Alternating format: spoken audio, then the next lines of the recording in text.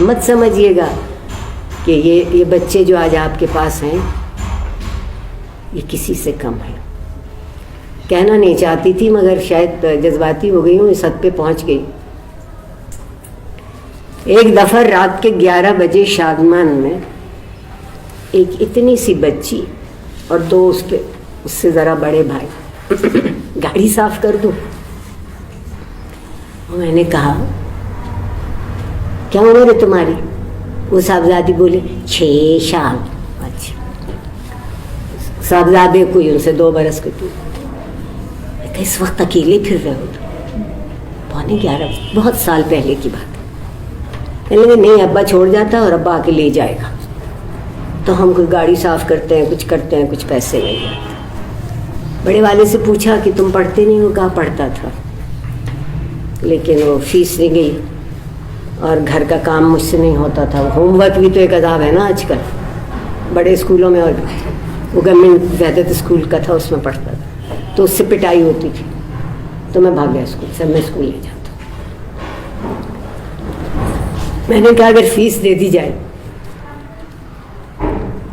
और तुम्हारा होमवर्क करने का भी कुछ सामान कर लिया जाए तो पढ़ोगे? किताब पढ़ो। सारी कहानी छोटी करती हूँ, फिर किसी दिन सुनाऊंगी। नाम मत पूछिएगा मुझसे। वो उस मुल्क में एयर वाइस मार्शल के ओहदे से रिटायर हुआ। दुनिया बदल जाती है,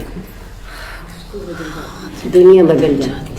उनसे छोटे साहबजादे वो ज़रा ज़्यादा ज़हीन थे। मैं उस वक्त लम्स में पढ़ा रही थी जब इसने FSC किया, तो और मुझे डॉक्टर कहता था, डॉक्टर मैं लम्स पढ़ना है। मैं कहा पढ़ लो, अगर तुम दाखिला तुम्हारा होता है, ये तुम्हारे हाथ में, अगर तुम्हारा दाखिला वहाँ होता है पढ़ लो। उस जालिम ने सेट में सबसे ज्यादा नंबर लिए। सेट बहुत आम पब्लिक स्कूल वालों के लिए बड़ी बड़ी हवा चीज है। गया लम्स में, पढ़ा लम्स में। मैं लम्स की भी बहुत ममनून हूँ। लम्स का एक प्रोग्राम जब मैं लम्स में पढ़ाती थी तो वहाँ के बहुत से प्यारे लोगों ने शुरू किया था, उसको वो आउटरीच प्रोग्राम कहते थे।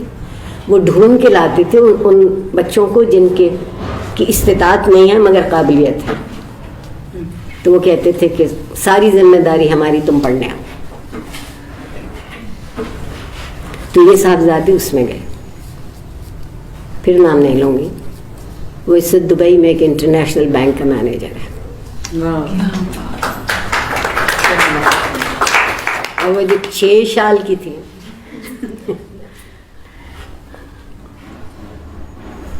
अच्छा वो बहुत छोटी थी। कुछ महीनों के बाद जब हमारी उसकी मुलाकात हुई तो कहने लगी मैं भी पढ़ना है, मैं पढ़ना है। मैंने ऐसे ही हंस के मैं भी पढ़ना, मैं पढ़ना, तो मैं दाखिले बगैर पढ़ना हूँ।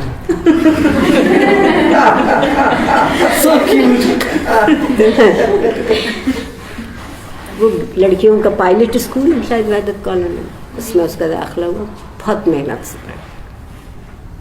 उसने FSC किया, प्री मेडिक। डॉक्टर, मैं भी डॉक्टर बनना। मैं क्या बन जा, नंबर ले आएंगी तो बन। She did well. उसको फैसलाबाद मेडिकल कॉलेज में दाखिला हुआ।